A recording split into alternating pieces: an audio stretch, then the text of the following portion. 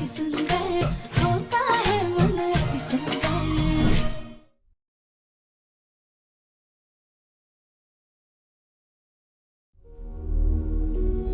सुनो सुनो, नौकरानी हो ना, नौकरानी की तरह रहो। समझी? ये सात सिंगार और ये साधारण कपड़े पहन के नौकरानी की तरह जो हैसियत है वैसे ही रहो। कोई हमारी बराबरी करने की जरूरत नहीं है, जरूरत नहीं है, जरूरत नहीं है।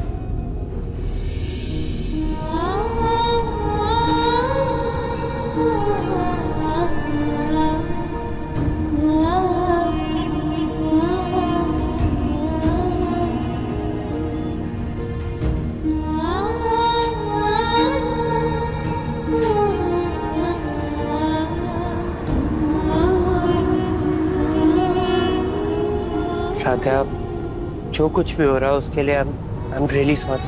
प्रथम सर, आप क्यों सॉरी बोल रहे हैं? ये सब हमारी गलती की वजह से हुआ है, या फिर यूं कहिए कि हमारी बदकिस्मती से हुआ है। पर हमें किसी बात का शिकवा नहीं है। हम बस इतना चाहते हैं कि जल्द से जल्द हमारी दादी ठीक हो जाए। आई रियली होप ऐसा ही है। हम आते हैं।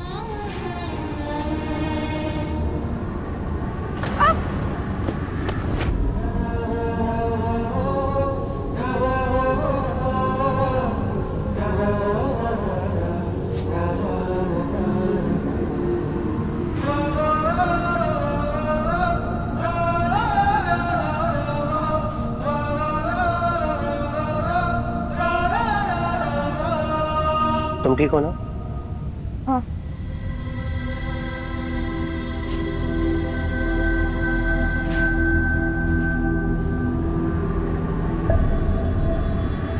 आते हैं।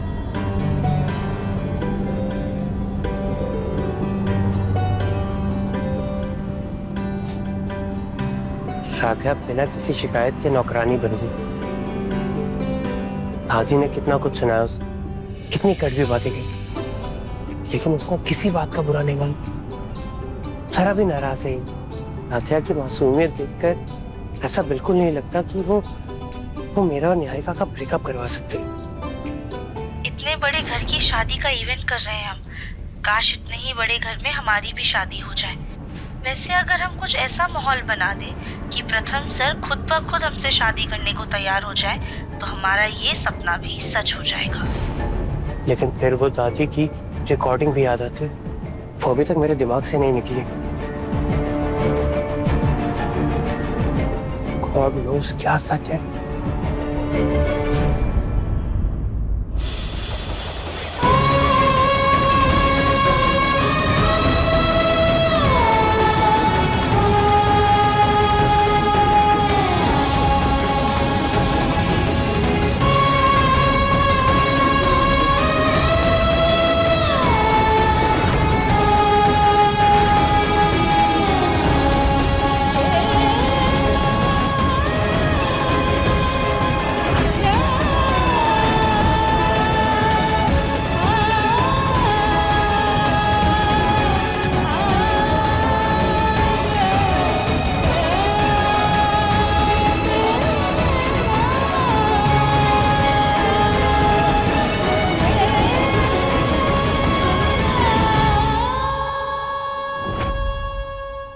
टेम्पररी सही, लेकिन आज मैं मिसेस निहारिका प्रथम मित्तल बनी गई। अब जल्दी से परमानेंटली मिसेस निहारिका प्रथम मित्तल भी बनी जाऊंगी।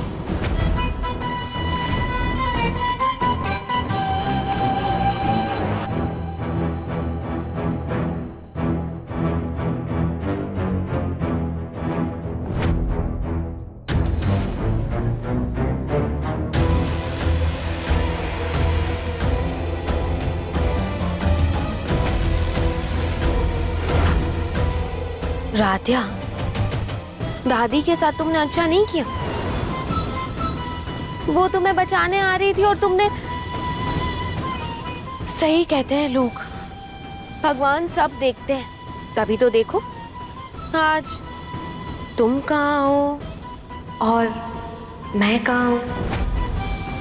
वैसे अभी जो तुम्हें झेलना पड़ रहा है, कहीं उसकी वजह से तुम्हें ये तो ख्याल नहीं आ रहा कि इससे अच्छा तो दादी मारी जाए? निहारिका, आवाज नीचे।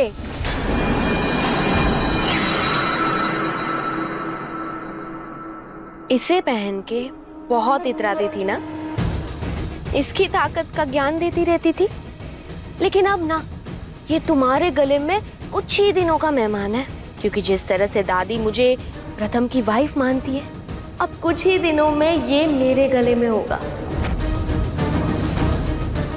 और फिर सच में मैं इस घर की बहू रानी और तुम इस घर की नौकरानी कहलाओगी। इसलिए ये सब कुछ झेलने की आदत डाल लो।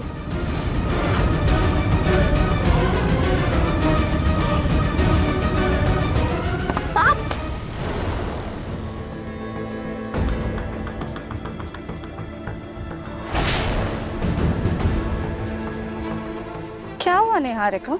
अभी तो बहुत बड़ी बड़ी बातें कर रही थी, लेकिन पहले कदम पे ही लड़खड़ा गई। सपनों और हकीकत में बहुत फर्क होता है, इसीलिए संभल कर चलो। निहारिका, क्या कहा?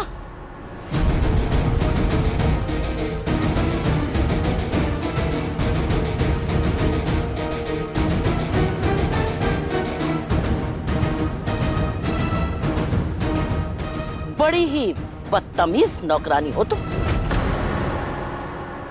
चलो रजनी, रजनी, ए रजनी, कहाँ? ये देखो। अरे सुना तुमने क्या कह रही थी ये लड़की? ये नौकरानी घर की बहू को उसके नाम से पुकार रही थी, निहारिका कह के बुला रही थी।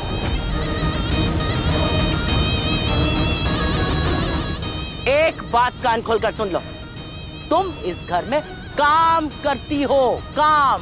कोई अपने सगे संबंधियों के घर नहीं आई हो जो उन्हें नाम से बुला रही हो। सबको सर या मैडम कह के बुलाऊंगी।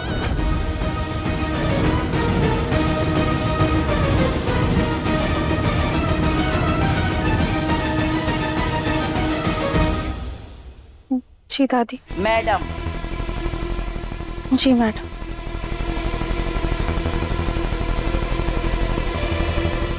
निहारिका, वाह, अब लग रही हो ना मित्तल खानदान की बहू।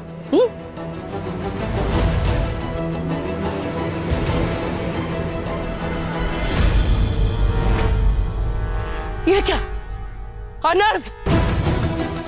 रजनी, तुमने अपनी बहू को संस्कार नहीं दिए?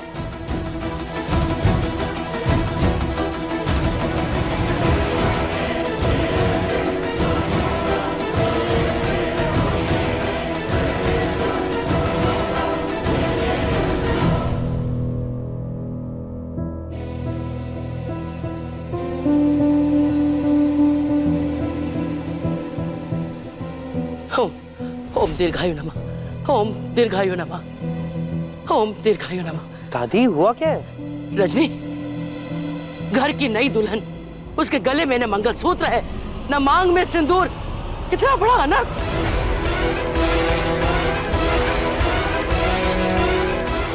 प्रथम बेटा, तू अभी के अभी भगवान के सामने निहारिका को मंगलसूत्र पहनाएगा और इसकी मांग में सिंदूर भरेगा।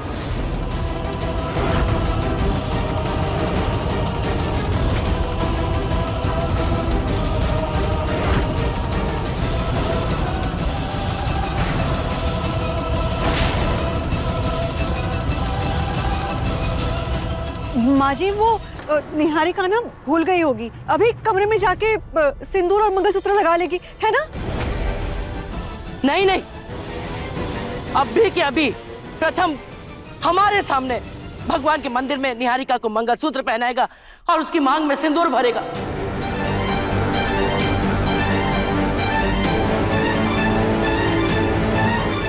और वैसे बेटा, जब से हमारी तबीयत खराब हुई है तब से तुम्हारी शादी की तस्वीरें भी धुंधली पड़ गई हैं।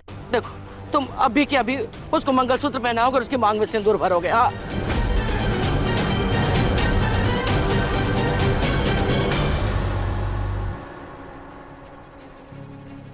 दादी मुझे ना ऑफिस का बहुत काम है, निहारिका खुद कर लेगी ना ये सब, मैं काम कर लेता हूँ। अच्छा, शादी के पहले तो बड़ा उसके सामने लट्टू बना फिरता था, अब क्या हो गया?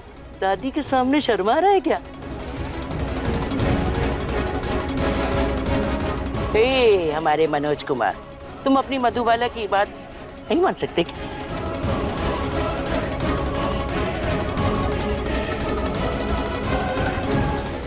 एकता, जाओ तुम मंगलसूत्र लेके आओ और सिंदूर तुम मंदिर में रखाइए। यहाँ पे भी कुछ नहीं बोलेंगे आप? आपको अब भी नहीं लगता कि माँ जी को सब सच बता देना चाहिए?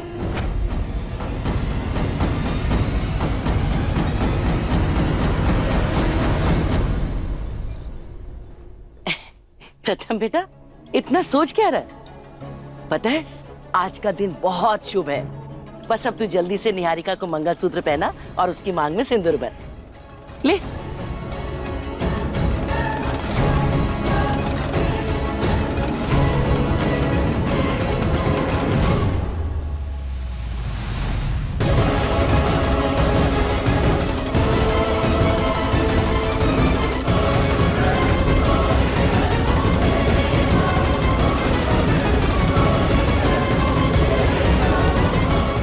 मुझे तो यकीन ही नहीं हो रहा कि मेरा सपना इतनी जल्दी सच होने जा रहा है।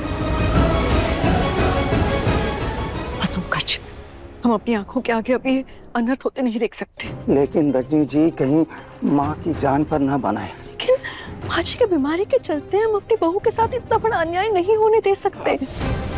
हम अभी के अभी माँ जी को सब सच बता रहे हैं।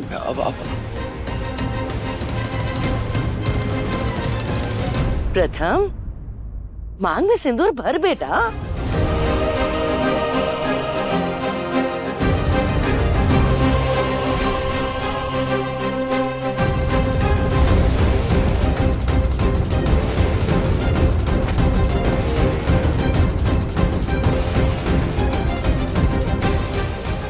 हे भोलेनाथ, आप ही कोई चमत्कार कीजिए जिससे सबको तसल्ली हो जाए। ना दादी बीमार हो, ना ही माँ पापा जी के बीच अनबन हो, और ना हमारे सुहाग पर आ जाए।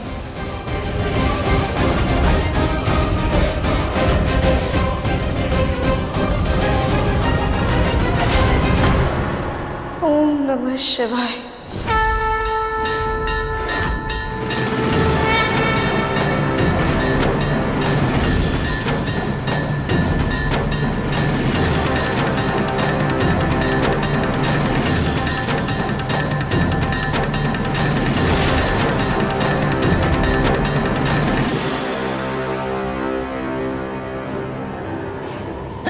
ये धुआं कहाँ से आ रहा है?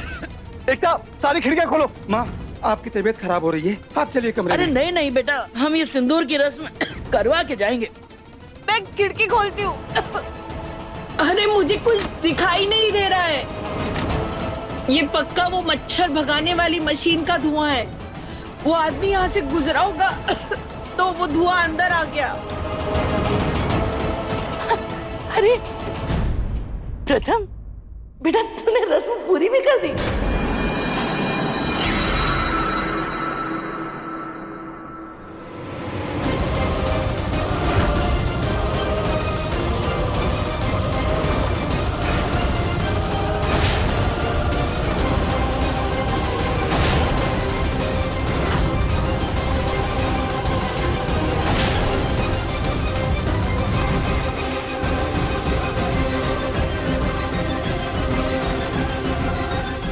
प्रथम ने मेरी मांग भरी, मुझे मंगलसूत्र पहनाया और मैं देख भी नहीं पाई। रजनी, लो, आज हमारी मनोकामना पूरी हो गई। सदा खुश रहो दोनों, खूब खुश रहो। अब हम चल के आराम करते हैं। हाँ?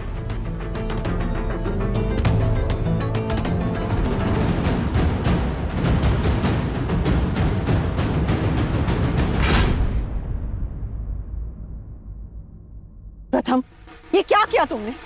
माँ जी की बातों में आकर तुमने निहारिका की मांग में सिंदूर भर दिया, उसे मंगलसूत्र पहनाया। अरे ये शादी कोई मजाक नहीं है जो कोई बहाना बनाने की बजाय तुमने राजा के साथ इतना बड़ा अनर्थ कर दिया।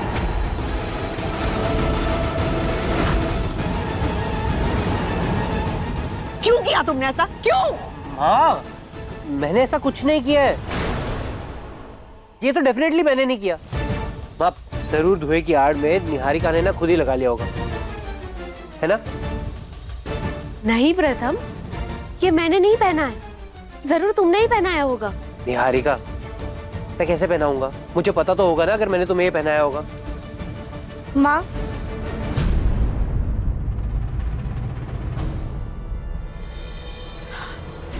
ये हमने किया है।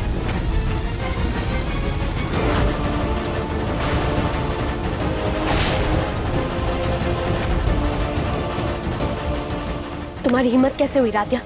दादी ने प्रथम को कहा था ना, तो फिर तुमने क्यों किया? हम सबको दादी की हाँ में हाँ मिलानी है, वरना उनकी तबीयत बिगड़ जाएगी। ये बात तुम्हें पता नहीं है क्या? निहारिका, राध्या ने बिल्कुल ठीक किया है। उसने जिस सूझबूझ से माँ जी की बात पूरी की है, उन्हें सच का पता तक नहीं चला, और ये काबिले तारीफ है।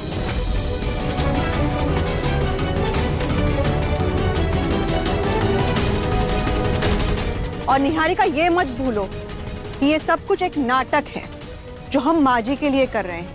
ये सिंदूर, ये मंगलसूत्र, ये कोई खेल नहीं है, ये राध्या का हक है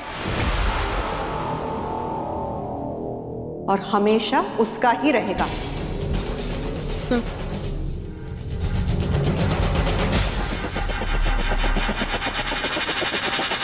राध्या बेटा, तुमने जो किया ना बिल्कुल ठीक किया। इससे ये नाटक भी नहीं टूटा और माँ जी को सच का पता भी नहीं चला। और देखो ना, किसी के देखे बिना, किसी को भनक भी नहीं पड़ी और तुमने इतने अच्छे से सिंदूर लगा दिया। एनीवेज, मुझे ऑफिस का बहुत काम है, मैं निकलता हूँ।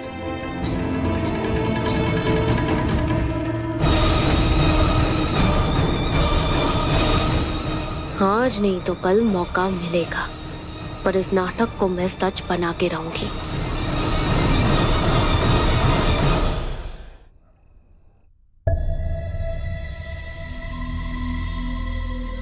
प्रथम नहीं आया? प्रथम कहाँ है? दादी वो ऑफिस में ही है, एक इम्पोर्टेंट मीटिंग है, थोड़ा लेट होगा उसे। अच्छा अच्छा। राध्या, आओ तुम भी बैठो, खाना खा लो।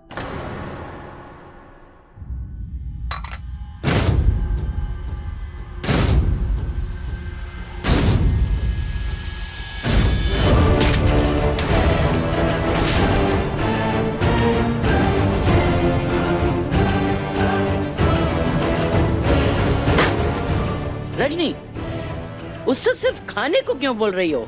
थाली भी परोस के दे दो ना। हम 2 दिन बीमार क्या हो गए, तुमने इस नौकरानी को बिल्कुल ही सिर पे चढ़ा दिया। देख नहीं रहे हो, अभी सब लोग खाना खा रहे हैं। अगर ये यहाँ बैठ के खाएगी तो फिर परोसेगा कौन?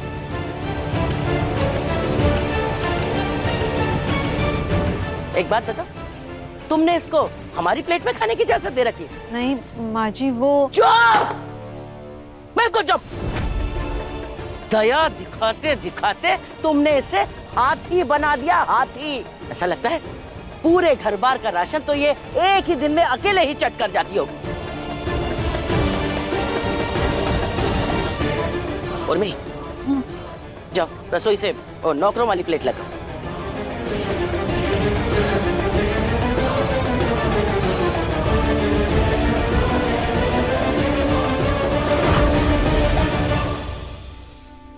ये रखो, सब्जी रखो इसके लिए।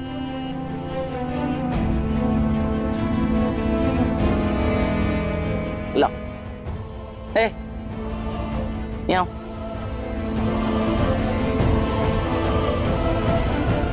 ये लो। और सुनो, हमारे सामने बैठकर खाओ। पता नहीं चुपचाप क्या क्या चट करती होगी। चलो बैठो। और रजनी, अब तुम ये मत कह देना कि तुम इसे अपने बगल में बैठ के खिलाती हो। खाओ, खाना खाओ।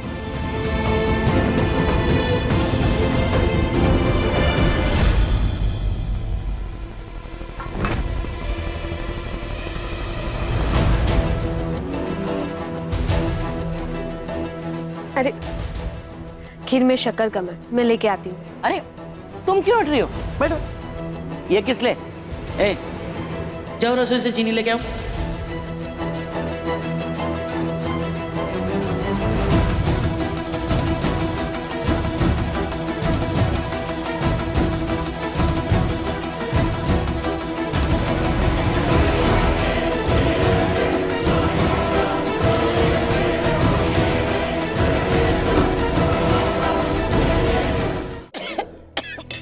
अरे पानी देते हैं आप। पानी।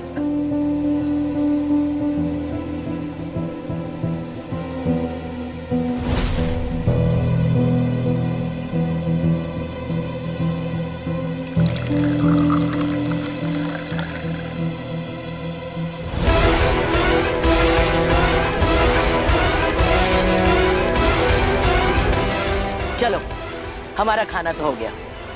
क्या हाथ कौन धुलाएगा? धुलाओगी कि नहीं?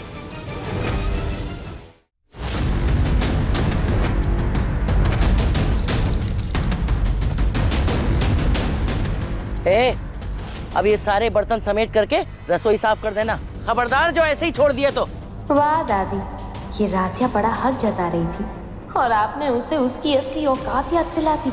अब जल्दी दादी उस राधिया को घर से बाहर का रास्ता दिखा देंगे या फिर ये खुद ही तंग आके बिना आवाज के चलती बनेगी। हाँ। हे भोलेनाथ, हमारी दादी को जल्द से जल्द ठीक कर दीजिए। बस यही एक प्रार्थना है आपसे। उस राह में हमें कितना भी अपमान, कितनी भी पीड़ा सहनी पड़े तो हम चुपचाप सब सह लें। हमारे बेटे बहू के बिस्तर पर सोती है। दादी वो स्टोर रूम में सोती है। तो फिर जाए, जाके वहीं सोए।